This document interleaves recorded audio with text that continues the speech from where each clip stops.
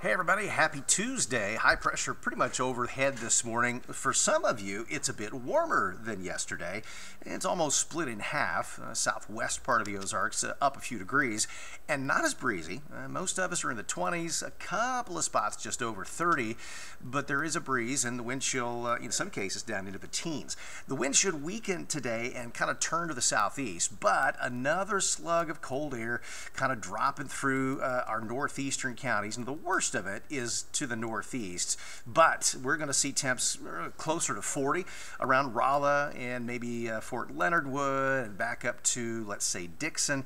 We're talking a degree or two warmer from Springfield south, but less wind, and that breeze is going to be out of the southwest tonight. Not super strong, but usually what that means is that if you're in a low spot, you're going to be wind protected, and very likely with the dryness of the air will be in the 20s again, whereas those higher spots that see the breeze, it could be close to 40. So it'll be an interesting change tomorrow morning. But then a nice warm up in the afternoon. High temps are going to be either side of 60. Not so bad, back above average.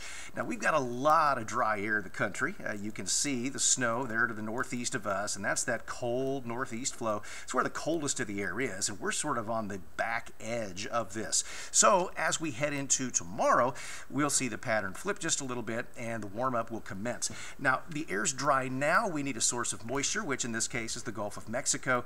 This is the low-level jet stream, so we're talking a few thousand feet up, and this is partly in response to a pressure difference and an elevation difference from the Rockies into our area. So it usually gets stronger at night. This is going to really transport that moisture quickly northward, and we'll likely have some rain on Thursday and Thursday afternoon. Right now, it kind of depends on where the front ends up. When you can see there's a pretty sharp cutoff to this. So it looks like there may be a front kind of hanging something like this, and I would anticipate the heaviest rain with this whole thing to be over our southeast counties as a result. That's Thursday afternoon. Look how it strengthens even more and aims into that front as we head into Thursday night.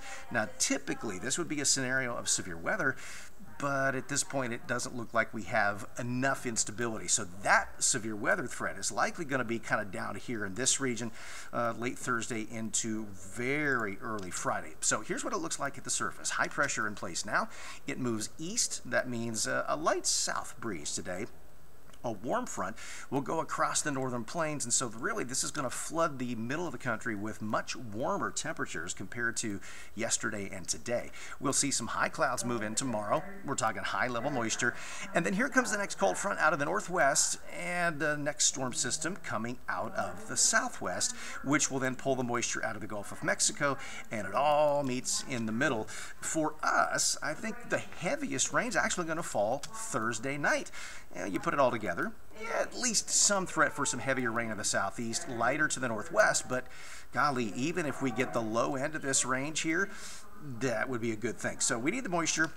Looks like Thursday night is going to be the heaviest rain, and then it'll end early Friday. So temps warming up tomorrow. They come back down a bit.